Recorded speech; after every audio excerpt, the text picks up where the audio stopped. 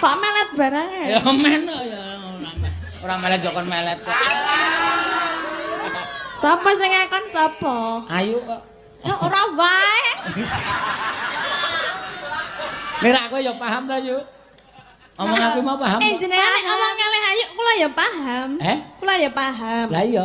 Nek omongan karo aku kok aku ora paham ya. Aku iki upengmu iki apa, Yu? Budek. Ora yo.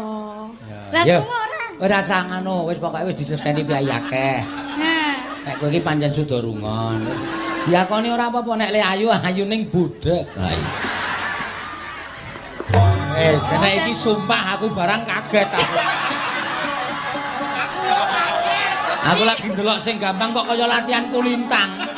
Tong tong teng teng tong tong tong tong tong tong teng tong tong blong blong. Edian. piye nek kaget piye rasane? Ora piye-piye. Masa